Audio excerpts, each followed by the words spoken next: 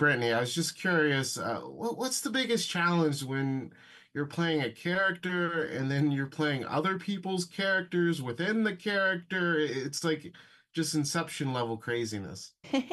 Yeah, that's a good way to describe it. I would say the most exciting challenge about this is just, this is such a collaborative piece of art for all of us. And so just making sure that, as a team player, I was always trying to be or make sure I was on the same page as my peers and our director, and just making sure that, I came to work fully knowing what I needed to do, and being flexible and being able to support everybody else on set as well. So that was a very exciting, fun challenge, but it was something where you kind of had to really be on top of during night shoots. So when you're very sleepy.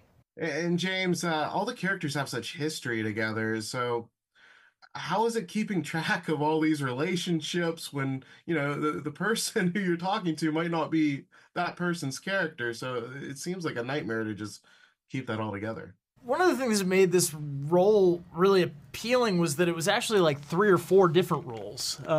And see, you really had to prepare for several different characters in order to be ready for this movie. And each character has completely different relationships with all of the other characters.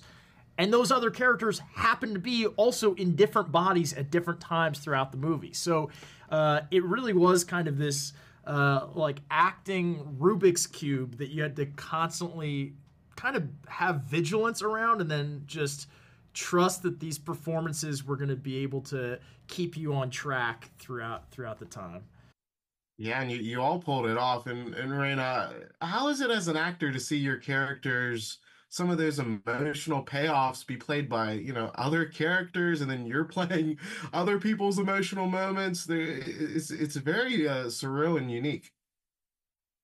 Yeah, that's a great question. I mean, it is, you put it perfectly. It's surreal and unique, and it's kind of funny. I get a little like, oh, like this is so much fun. She's playing Brooke, and there's this warmth about it. Actually, I really liked it. I thought it was fun. And David, your character is kind of the master of ceremonies. And you really set off this craziness. So I have to ask, would you actually play this game and swap bodies?